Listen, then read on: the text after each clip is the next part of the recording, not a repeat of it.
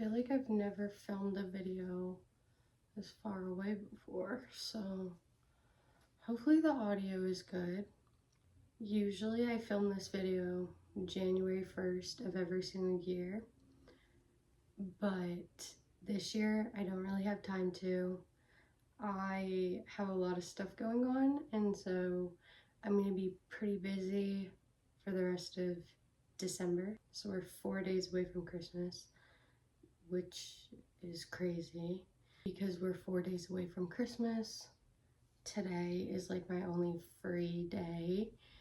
Tomorrow, me and my fiance leave to go to a pretzel truck to like go and work there for the weekend. We come back, he worked for 1 day, and then we leave for Christmas to his sister's house. We're there until the 25th. We come back, we see my family. And so like I just think Christmas would be hectic to try and film this video. I mean, I guess I could have filmed it sometime after Christmas, but let's be real, would I? I have a couple books. You might be able to see them. They're sitting up in the back corner over there. I am currently reading all those books. I'll talk about them at the end of this video. I just figured probably I won't finish them by Christmas, so these are all the books that I probably will read for 2024. I'm pretty proud of majority of the books that I have read so far this year.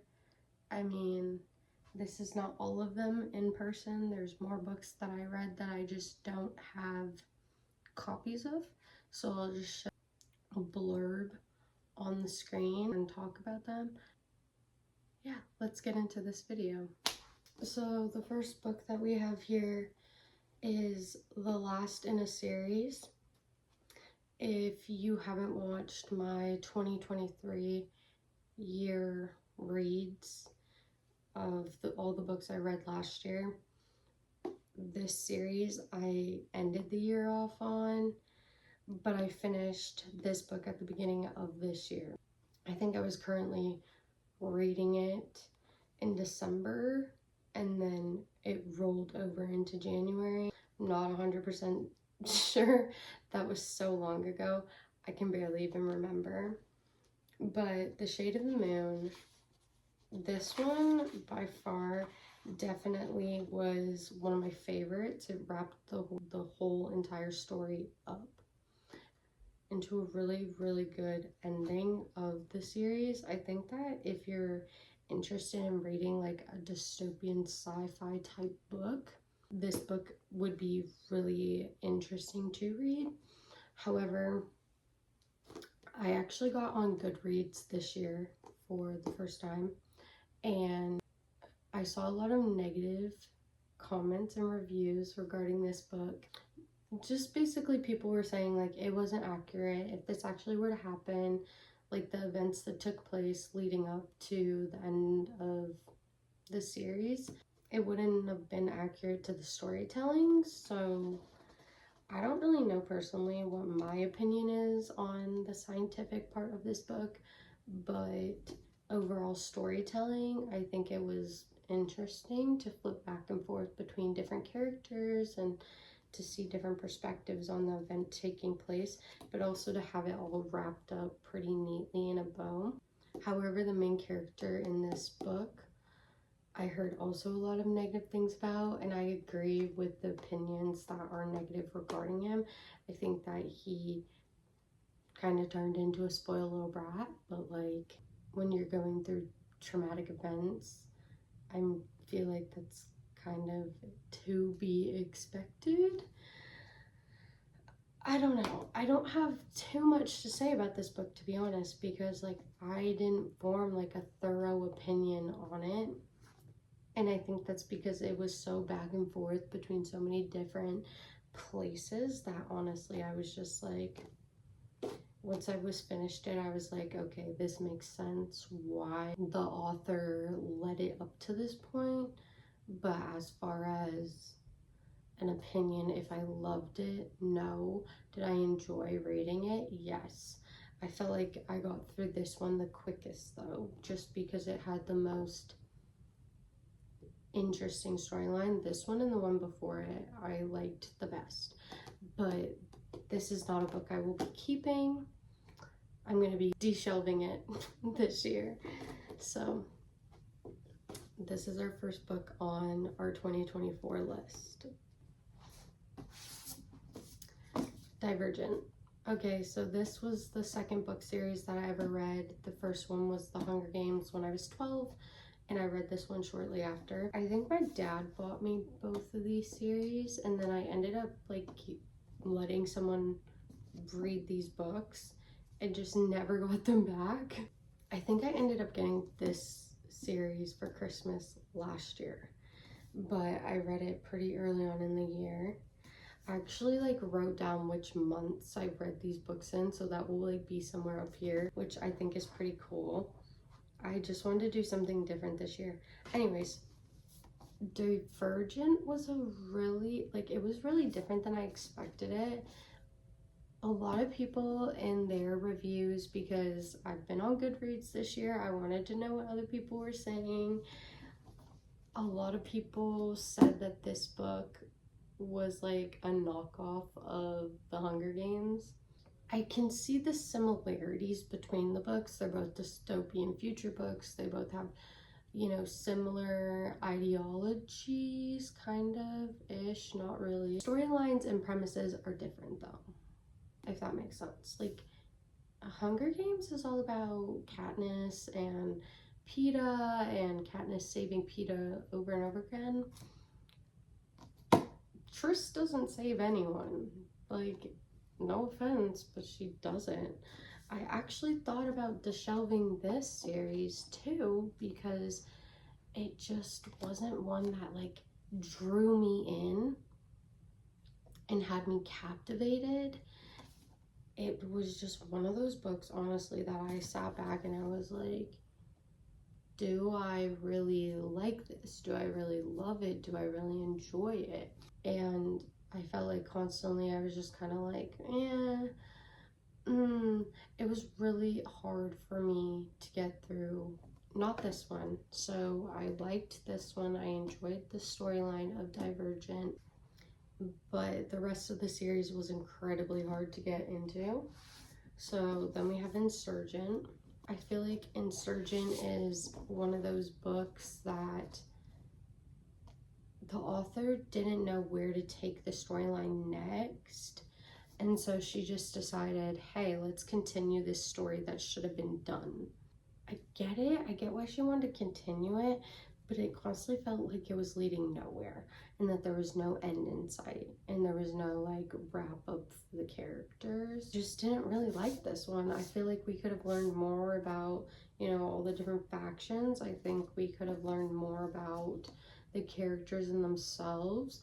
I don't like Tris as a character very much. I think she's just very one-dimensional. Tobias, however, has a lot of character development throughout the series, and it's almost like, why didn't you just make him the main character? Why did you make Tris the main character when the story really just seems to be about Tobias? The other thing is too, like, I don't understand where our love story develops. Like, all of a sudden you guys are like sneaking around because, okay, you're divergent, and then all of a sudden you're in love. Like, I felt like there was no gradual building. It was just like, one minute you guys are you're trying to help Tris because she's divergent and so are you, but the next moment you're just in love.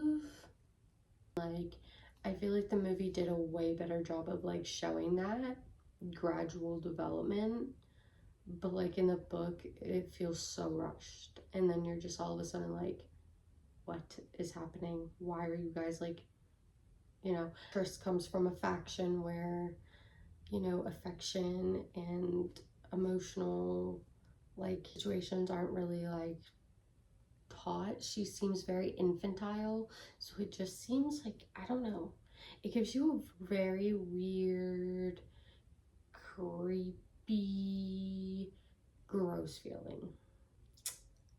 This shouldn't be happening. So I finished Allegiant. I am not going to be deshelving these books this year. I have to sit and think on it for at least a year and see if I would be willing to read these again. If I'm not, then I obviously will deshelve them, but I don't know. Honestly, like, if you ask me what Allegiant was about, the ending of it, everything, I'm just like, okay, thank you for telling me that, but like, I could have lived without it. It didn't give anything, and it just leaves you with more questions. And like, honestly, like, in the very last scenes of this book, this is where we end off. Since I was young, I have always known this. Life damages us, everyone. We can't escape the damage, but now I am also learning this. We can be mended, we mend each other. Okay, great ending sentence. Love, so accurate. Because, yeah, we do hurt everyone. Yes, it can be mended. Great message. The only thing I hate is that, like, what does that actually have to do with the ending of the story? Because what they find out is horrendous with zero fix, okay? They just end up literally destroying everything and then trying to go back to normal life. Like, what is that? What does that even mean? Like, it's like almost like an eye for an eye, but like, I just look at that and I'm like, ew, what? I'm just confused because honestly, like, that was not the whole message of the story from the beginning to now. Triss constantly was like, it makes us as bad as them to hurt people. And it's like, okay, but then they end up just hurting people. Like, I don't get it. I literally don't get it. Why abandon your whole moral compass for the greater good when you have been literally stating from the very beginning not to do that? This is the book that I liked the least out of the whole entire Divergent series. Honestly, it's literally just Tobias's perspective of entering Dauntless before he met Triss, and then parts when he met Triss, and like, that's kind of where it ends. I guess it's really just his perspective, but honestly, it's stuff he already told Triss, just told in his own perspective and point of view, which I felt like was unnecessary and nobody needed this. You could have done a sequel to Allegiant, and which technically this is, but it's really a prequel. You could have just done a sequel to Allegiant and tied it up and showed us their lives after everything that happened, or anything else besides this. I saw a lot of other people say the same thing, like, this was not needed. Like, it doesn't give anything different than what Divergent gave. It honestly was the same exact stories and telling. You're just getting more information that was really just plot fillers. I felt like a lot of this book was just filling for stories that were Tobias's that we were already told. So I really just wish that I didn't read it. Like, probably would honestly deshelve this one and just keep the Divergent series, because this one is not, it's not good. Okay, this book is literally destroyed. The Happiness Equation by Neil Parashi. I read this book this year, and this is a book that I've read a million times over, and I've did highlighting, I've did sticky notes. I feel like I read this one every couple of years, and it still gives me like more and new motivation. Honestly, I didn't read this one all the way through. I skim read just the things that I highlighted. But the thing is, because basically It's all about like self-help and self-realization, which is great information. But when it comes to a book that you've read a million times over, you kind of just know the information already.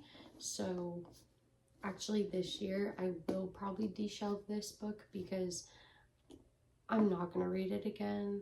I think it's a great book. I think it has amazing information in it, but there's nothing in this that can help me or propel me to do better when I've already hit those stages in my life, if that makes sense.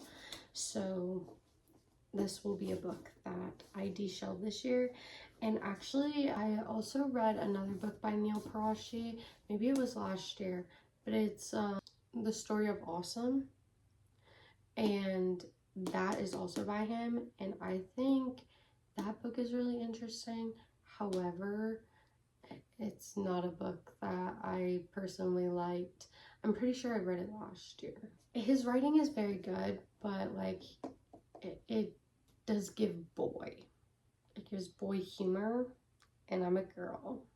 So I read this book in, I believe, February. This one was one that really, really, really hit me in my heartstrings. To give a little update on my life, because I haven't. I've just randomly dropped on y'all that I have a fiance. So I read this book in February after going through a breakup. And it really, really hit me hard in my heartstrings. This is a Christian-based company, Chicken Soup for the Soul. I have read other Chicken Soup books, but this one did something to me where I was like, oh my gosh, I was crying so much. Not because of the breakup, because of the book, okay? The book has so many things that I highlighted in it. Like, love is the most powerful, magical force in the universe. No matter what the outcome of the relationship, when love enters our lives, it never leaves without transforming us at the very depth of our being. All the ways love has enabled you to grow into a better human being. It is magical and beautiful and just so transforming. I really, really, really want to like pass this book on to someone else so they can read it. But at the same time, I really don't. Like, I really just don't. Because I'm like, I know that this, like, somebody else could read this and like feel all the same emotions and feelings that I felt when I read it. But like, I feel something so deeply for this book.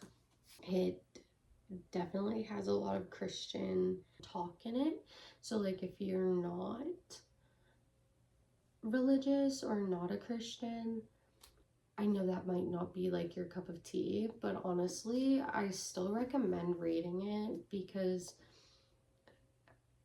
not to push my beliefs or my religion onto anyone, but I personally think that religion and Christianity and God can provide a lot of good information and show a lot of truth to the world around you and like what actually the world is, and that it's not all bad.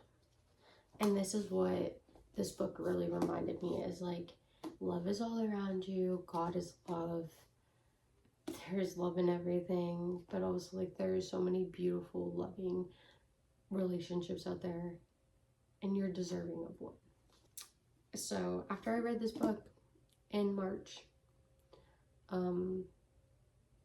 I met my fiance, and we started dating a month after we met, and we basically started hanging out all the time and talking every day.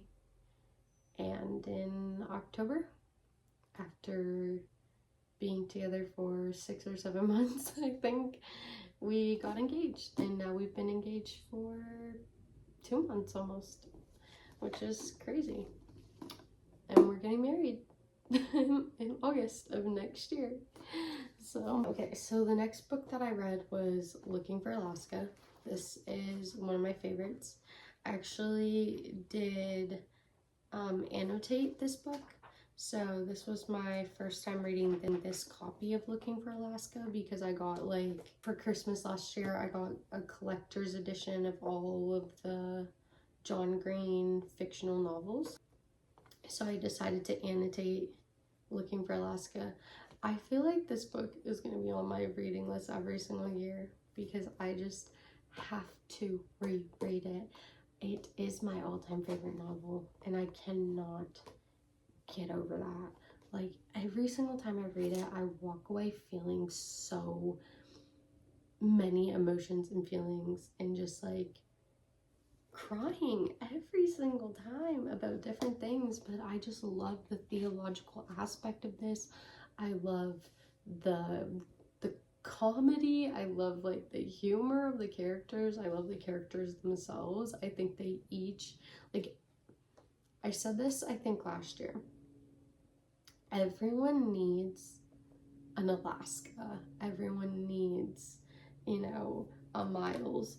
Everyone needs just these characters in their life because they remind you of people from your everyday life that you might not think about every single day, but they, like, feel so homey to me. And I don't know why that is, because I don't feel like there's been another book where I have felt so at home, so comfortable, so safe in the characters. Maybe besides the Hunger Games, but that gives me, like, a whole entire different feeling where it just, like, inspires me to write. This inspires me to read. Yeah. I think I will always love this one. I have to kind of change angles so I can reach the books behind me that you see are laid across the bed here.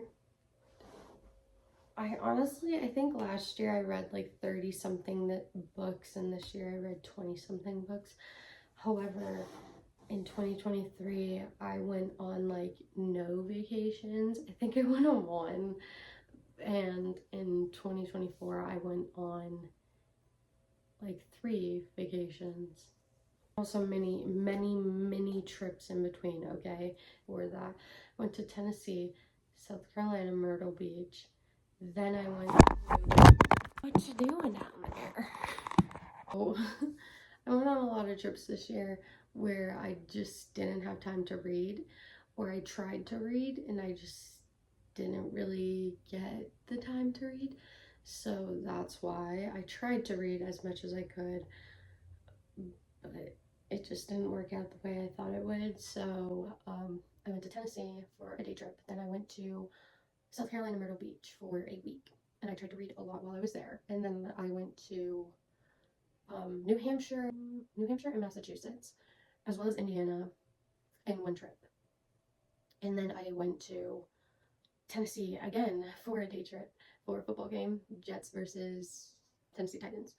And then we went to South Carolina, Myrtle Beach, and then we went to Florida.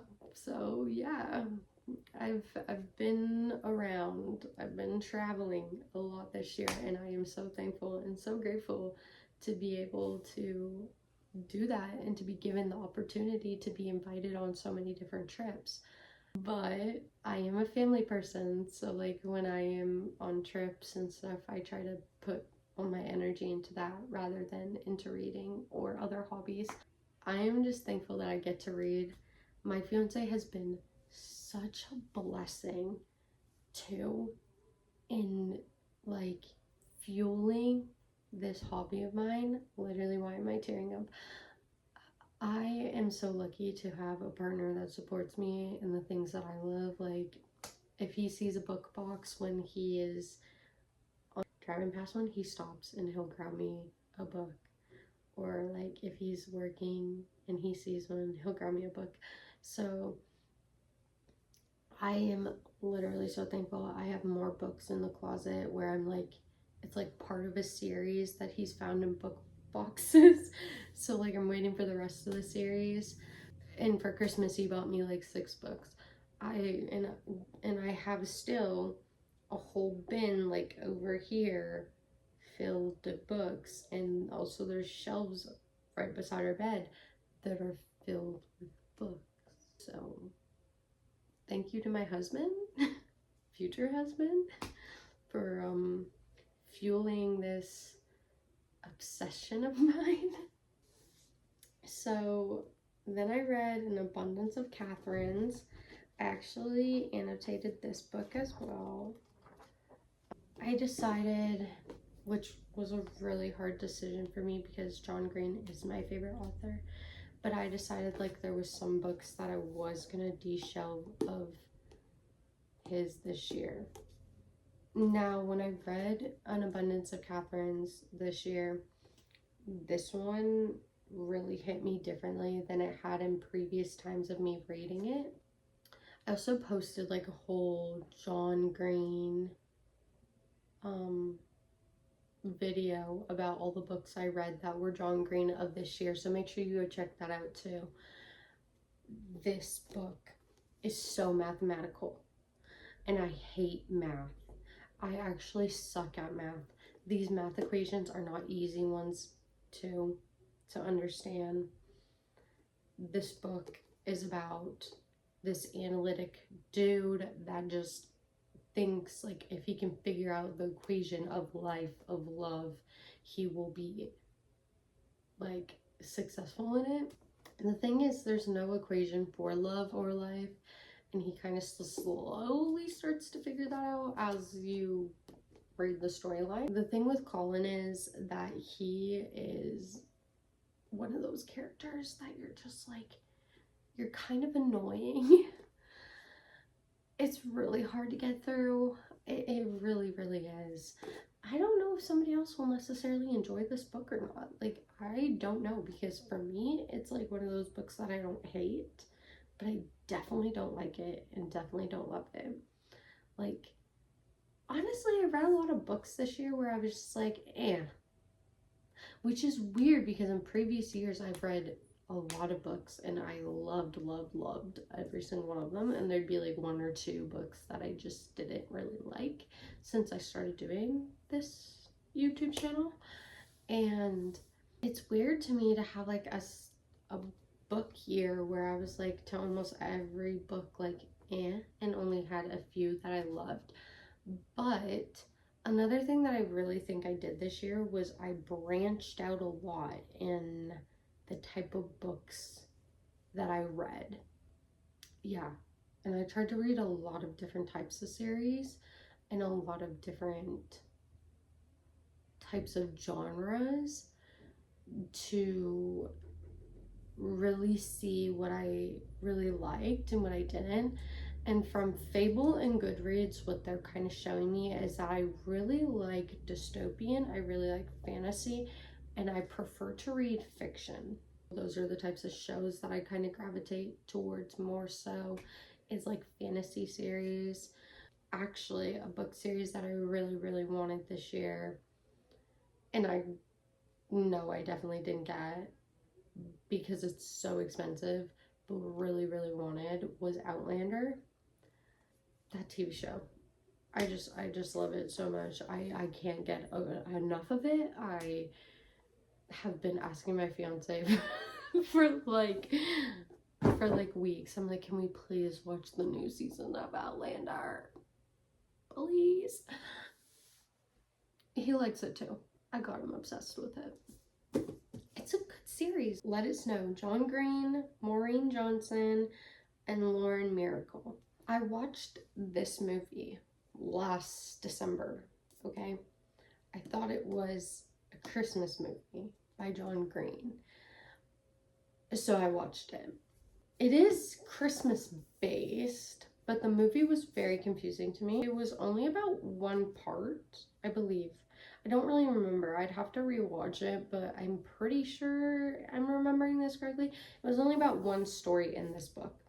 So when I started reading this, I was very confused because I thought that this was going to be just like one complete story with people that had helped write it, if that makes sense. Like, because sometimes writers will collaborate and they'll work on parts of a story and then it will all come together. It does, but it's 3 different distinct stories.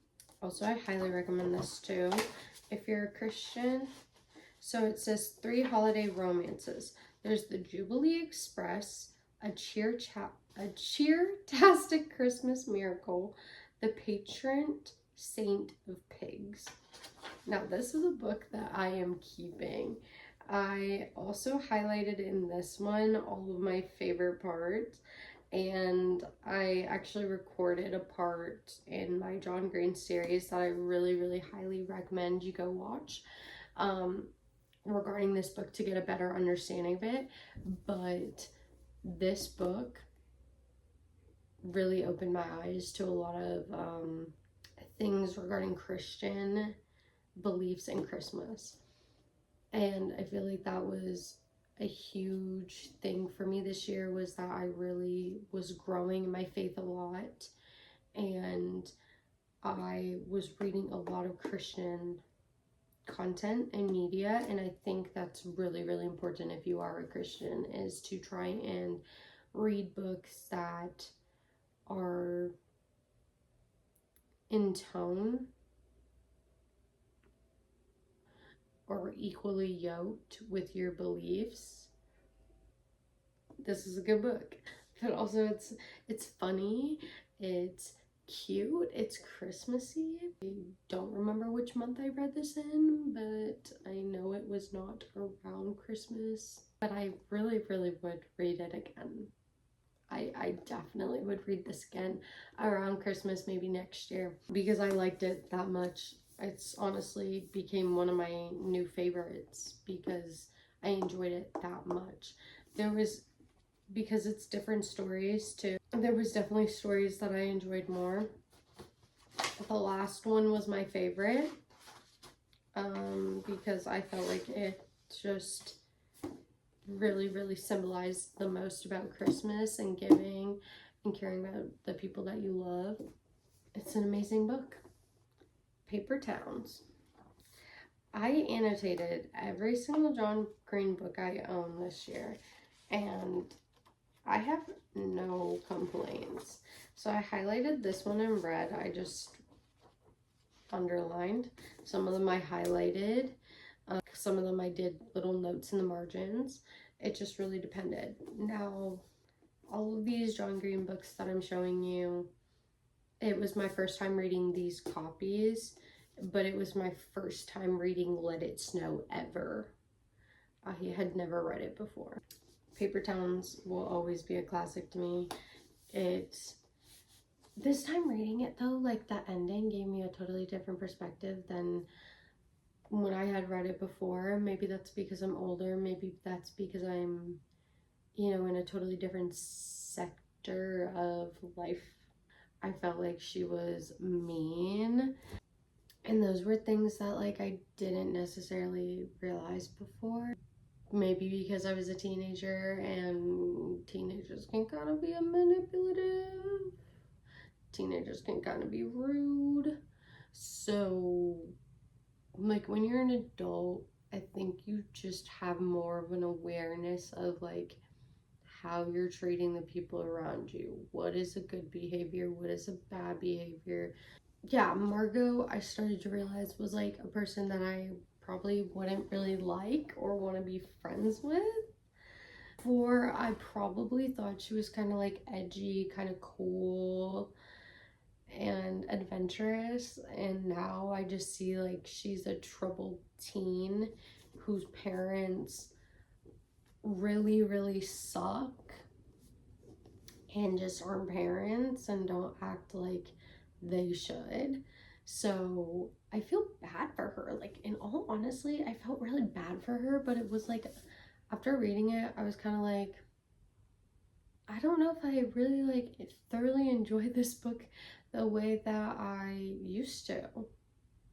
Which is weird because I know that like as you get older, you're like, okay, hopefully that worked. I ran out of storage.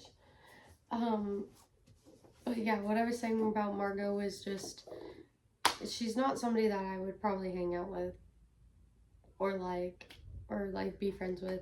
So like reading about a character like her, I was like, I don't really like you. Will Grayson, I'm deshelving this. I don't really feel like I need to go into a whole explanation why. I don't like the story.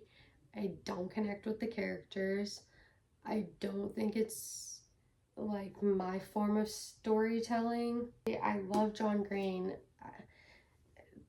And this is another collaboration he did with another artist called David Leviathan, or author. And the thing is, the content also just doesn't align with my beliefs.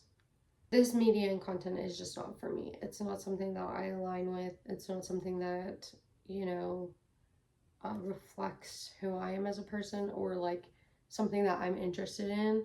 So I think that's another thing. I like the whole theater aspect because I was a theater kid, nerd, weird. Yes, that's how I was. But like, I don't know. It's just not for me. I didn't really connect with it. I didn't like it. Now, The Fault in Our Stars is a book that I think will always have a place in my heart. I also highlighted this one.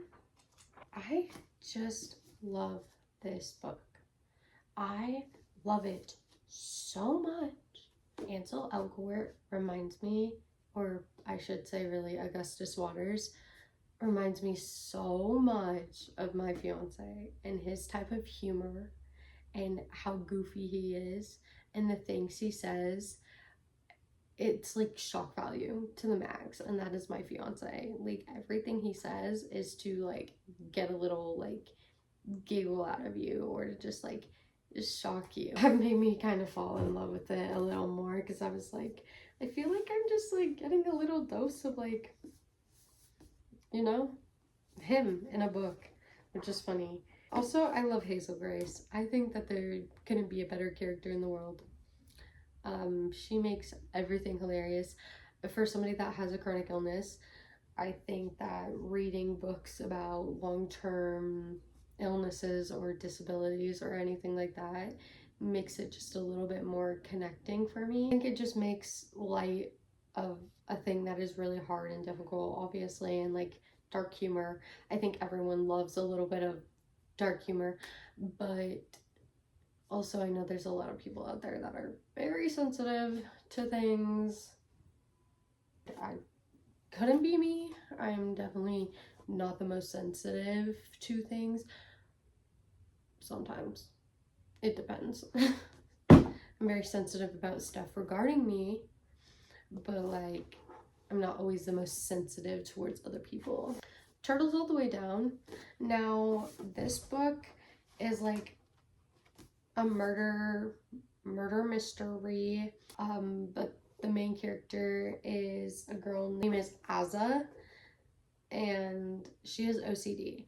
I thought it was a really interesting and compelling book because for somebody that does not have like OCD, or does not, I don't really tend to struggle with anxiety, honestly. It's a really interesting perspective for someone to see that like in real time. Honestly, the only times that I ever struggle with anxiety is like being in large crowds or like out in public. I just really am a homebody. And like having to do new tasks, like performing new tasks, that gives me a lot of anxiety.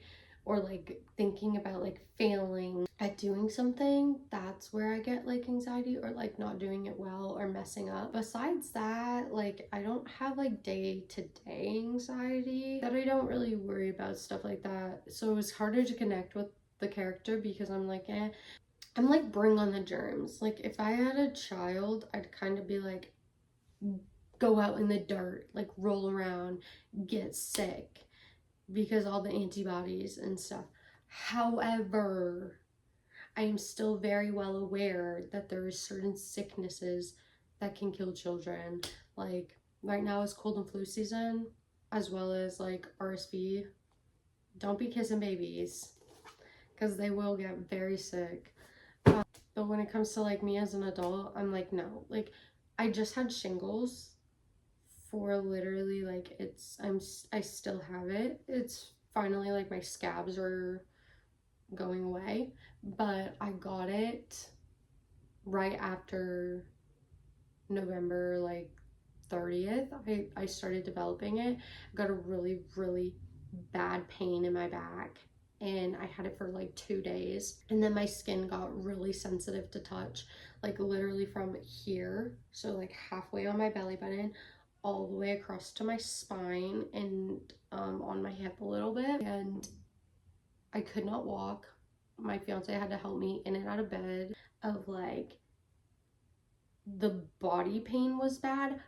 Oh my gosh, when I got blisters. So I had the body pain for 2 days, and then on the third day I developed blisters. We went to the doctors. They diagnosed me with shingles. So I had shingles. I was home. I obviously didn't leave the house or anything besides to go to the doctor. I didn't want people to get it. It was only contagious if somebody were to touch it and then like touch their face, and then they would get the chicken pox. So yeah, that was fun. It basically started blistering, and then the blisters got really bad and they were everywhere. So by the 6th and 7th day that I had them, that's when they started to scab over. And then we went on vacation to Florida. I wore long t-shirts the whole time, wrapped it all up. It was covered the whole entire time. I was the only one touching it besides my fiance, who obviously, like, if he helped me with anything, hand sanitize afterwards, same thing. He never got them, but they were scabbed by the time, like, fully scabbed over, because they started to scab before we left. They were fully scabbed over by the time that we came back, and this past week the scabs started to fall off. It's disgusting. It definitely is gonna scar, which is great for me. So now I have like a bunch of scars on my left hand side, but what can you do? The next two books I really don't have on hand with me right now. The first one is To Understand Each Other by Turner. It's a 65-page book. It was super quick to read. It's basically about, it's a Christian book. It's about understanding your spouse. I read that book by Turner, and it was really quick read. It literally took me like maybe 2 or 3 hours. It's just one of those books where it just talks about Christian relationships and like how to basically have one and it be successful and be a healthy relationship. And then I read 1 Minute Wisdom by Anthony DeMello. That one was a little bit of a longer book, but it was still short. It was very good. Same type of thing. It was about Christian. It was kind of like Christian passages and quotes from the Bible, and just verses and what their meaning was, kind of, and then just like how you can apply that to your life. I felt like it was a really good book too. They were both very short reads. Honestly, don't have much to comment and say upon it, because like they were just those types of books that you could like read and get through really, really quickly. Then I read Harry Potter, The Sorcerer's Stone. This is one of my favorite Harry Potter books, maybe because it's just so nostalgic and it's the first book in the Harry Potter series. But honestly, I've been filming a Harry Potter book video. It probably won't go up until like after the new year at some point, because I've not finished the series yet.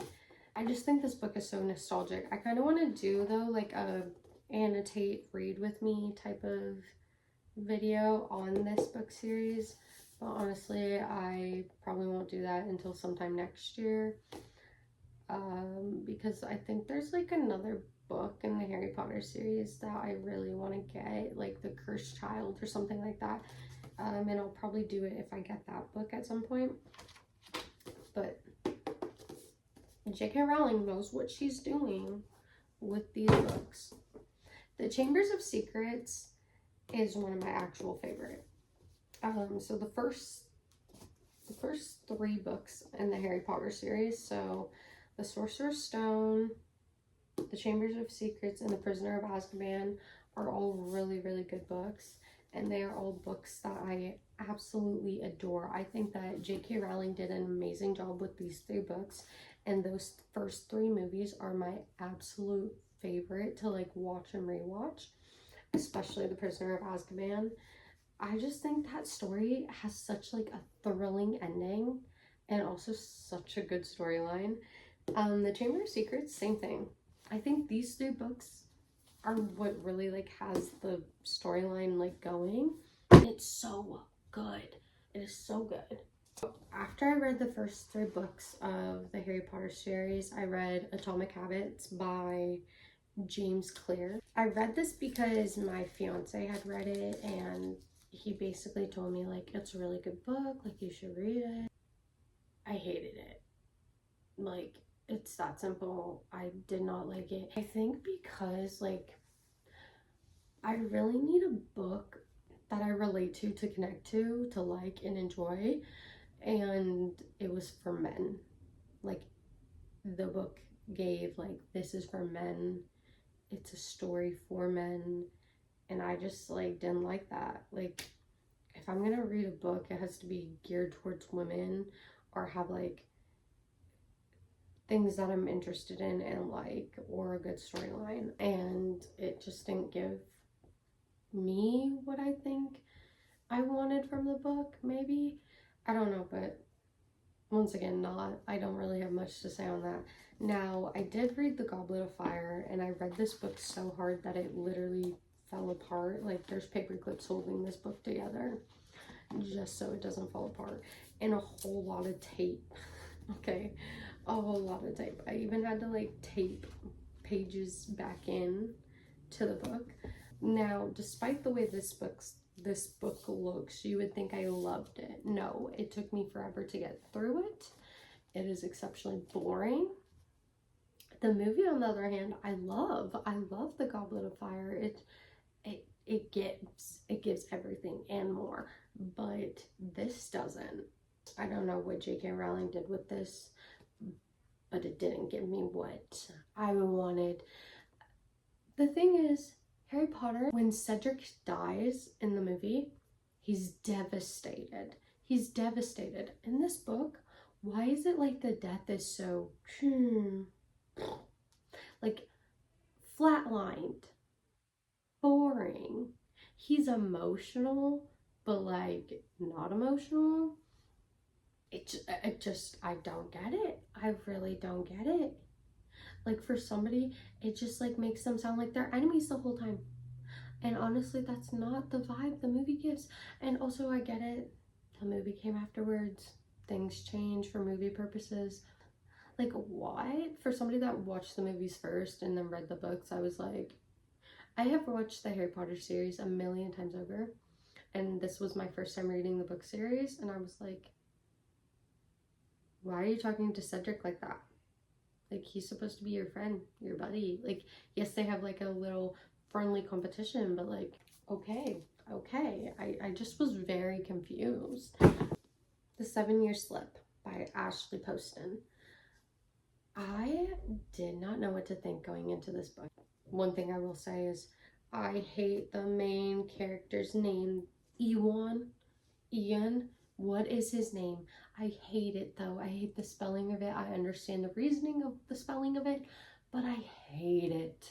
Now, Clementine, adorable, lovely Clementine. I love it. I love it so much. And the fact that he doesn't call her Clementine, but like, yeah, I'm pretty sure he calls her Lemon. I can't find it right now, but I think that's so cute. Like, you call her Clementine and then Lemon because it's citrus. It's a citrus fruit. Adorable. Now, this book is cute and it's good.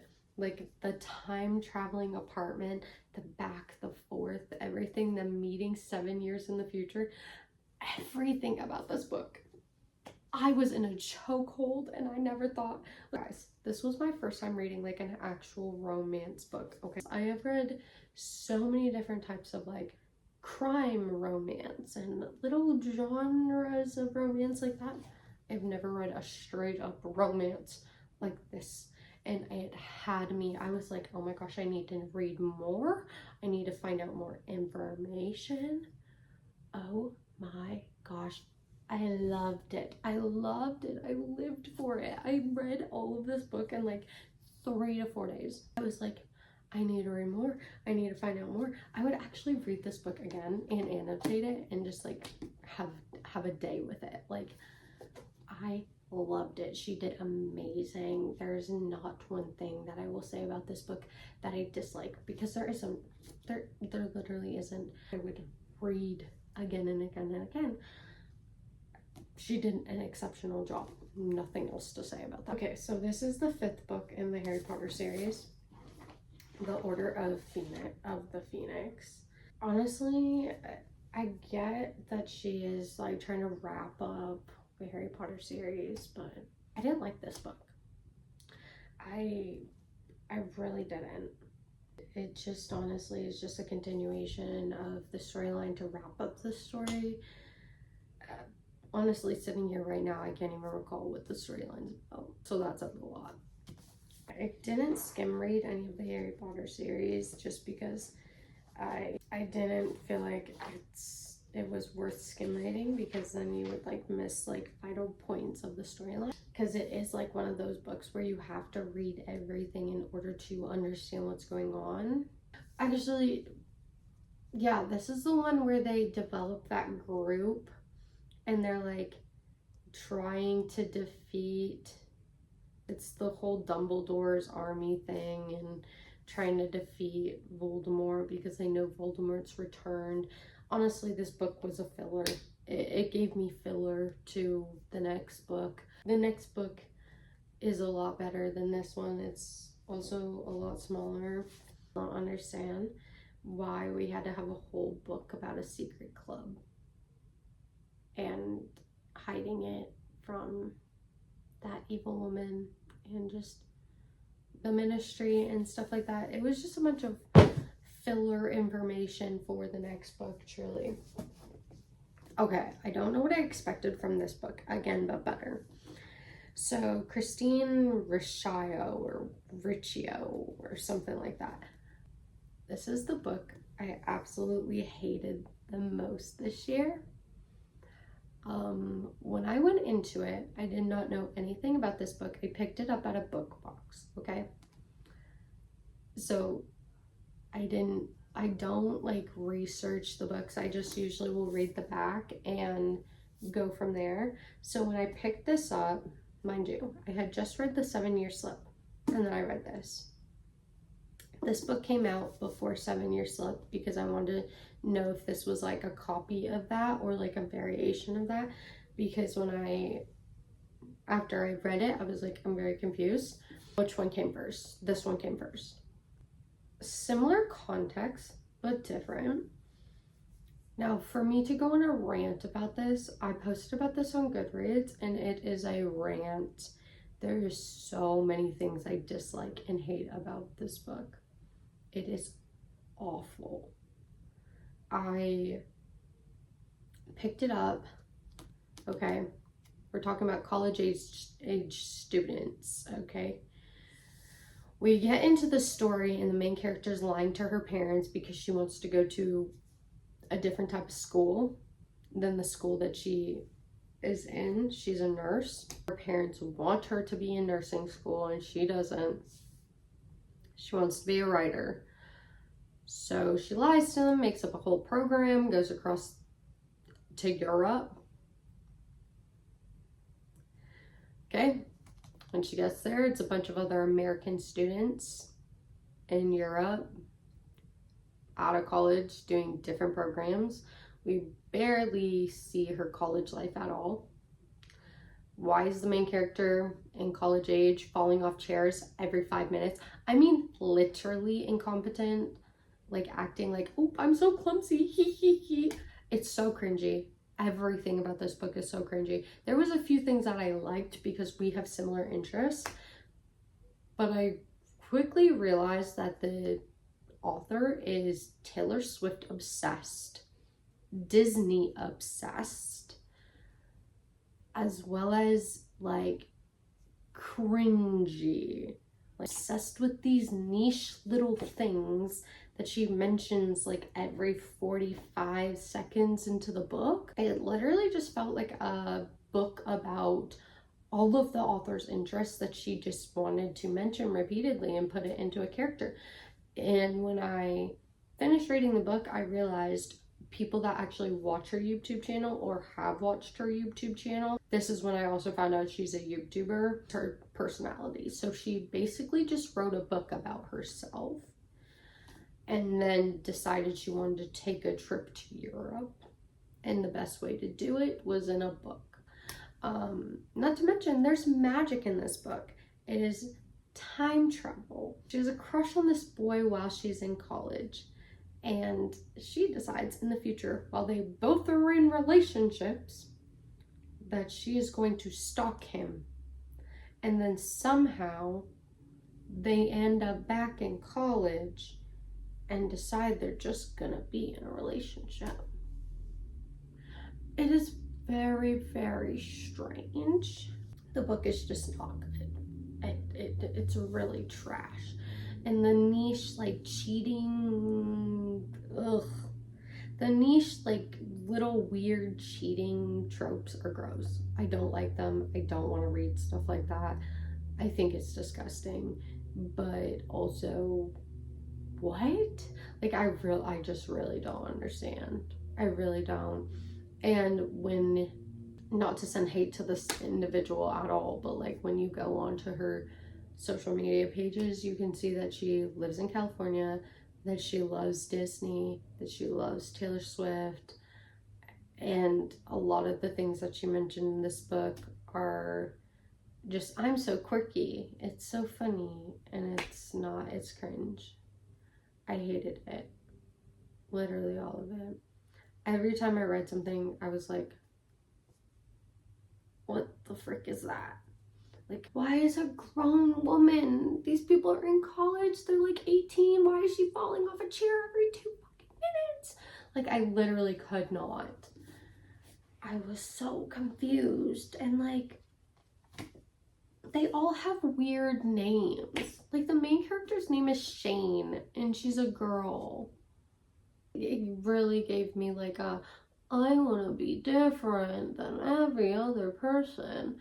And I'm like, please stop. Why are we writing a book like this? I don't know. But this is trash. I would not recommend that to anyone ever to read. So I just finished this book not too long ago, Harry Potter and the Half-Blood Prince. A spoiler alert. Basically, this whole video has spoiler alerts in it, but Dumbledore dies. Dumbledore dies. Why does Harry not give up about Dumbledore dying? We got more emotion out of Harry when Cedric died, but then Dumbledore dies, who is like his whole major apprentice the whole entire time, and he just doesn't have an emotional reaction like at all. I'm so confused. I'm literally so confused. When I was reading that, I was like, at the funeral, people are expressing like how, you know, upsetting this is, da da da da da, so on and so forth. Why do we not hear anything from Harry? Because when you write a character and their whole life is supposed to be about this one thing, and then you don't, like, I don't know. Also, why did we have to kill Dumbledore? Like, I get it. He's, I guess, one of the Horcrux. I don't know how to pronounce it. But, like, and Dumbledore knew he was gonna die. But I don't understand why when people die, we don't see any emotional response from Harry. It's kind of weird. Because you would assume that, like, oh, if you care about these people, you would get an emotional response. But no. So these are the last 2 books that I read, which are by the same author, Jennifer Naveen. So the first thing I will say is Jennifer is a very good author, okay? I do highly recommend her books. However, one of these books I love a lot, the other one I did not like. I will be de-shelving it. It's not a book for me. It's not a book that I will read again. Um, All the Right Places. I love this book. I actually highlighted and annotated this book. Really, really enjoyed it. This is a very good book. I love Eleanor. I love Finch. I love the storyline. I like everything it stands for. I think that this is a very moving and heart-wrenching story, okay? I don't feel like I have to say very much. I talked about this book so many times before. That's all I'm going to say on this, okay? Keeping this. Love it. Always have. So I thought with this book we were going to get a very similar story to All the Bright Places. It ends up being about a high school age student that is incredibly overweight. The thing I don't understand about this is, like, she is so overweight that she gets cut out of her house, and then she loses a bunch of weight, goes back to high school. She ends up meeting a boy. This boy knows her the whole time, actually witnessed the occasion of her being cut out of her house, sends her a book that is her own from her house because he breaks in there, basically rooting her on. Later on in the book, she finds this out. They've basically are dating, in love, whatever. The whole entire story is just about her being overweight and how people are bullying her and making fun of her, which I understand that. I get that. I get kids are mean, especially teenagers. The thing I don't understand though is why make a whole character their personality is being fat. I don't understand it. I don't like it. A lot of it seems kind of fat shaming, but also then at the same time, it's like you can be overweight and it's fine. To me, it's like promote being healthy. And honestly, I get it. Jennifer Naveen's first book is about two very unhealthy teenagers, mentally unhealthy. This is about two teenagers, one that is physically unhealthy and one that refuses to seek help for. Basically, I guess it's like a mental, not illness, but like a mental ailment. Basically, he has like face blindness. He can't tell who people are. To me, it's just like, I get it. A story is good, but that's because the characters are relatable. I didn't relate to either one of these characters, but that's not my problem with it. My problem was just how the characters' personalities were just their ailments, and I don't think that's right. I think that there has to be a lot more to a character than just them having something wrong with them, whether that be physically, mentally, emotionally. So I have read a lot of books about people with disabilities, illnesses, ailments.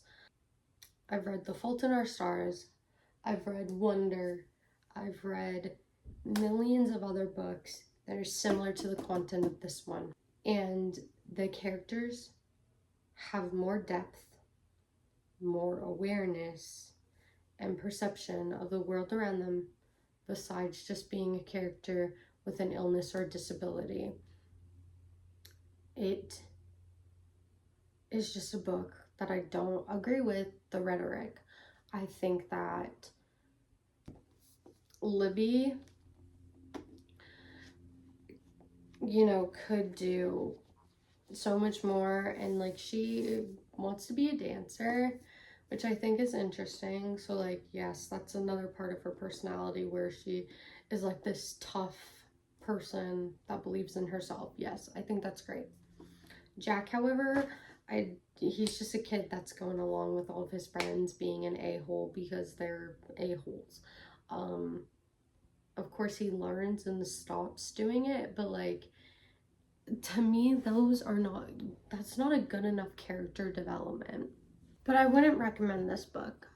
So basically that wraps up my 2024 reading and how many books I've read. Like I said, I currently have 5 other books that I am reading. I'm reading The Lightning Thief. I'm reading the last Harry Potter book. as well as The Hobbit and Praying Wife. I'm also reading The Outsiders. But anyways, guys, that is where I'm gonna leave off this video. I hope you guys all have enjoyed. I know I have. That was a lot of books I've read this year. I wish I could have read a lot more. I didn't quite hit my reading goal. I read, I think, around 27 books, and my goal was like 30 something. I think it was 38 because last year I read 37. But every year is not going to look the same, and that's okay. But I hope to keep reading next year and maybe read a little bit more. But I will see you guys in the next video.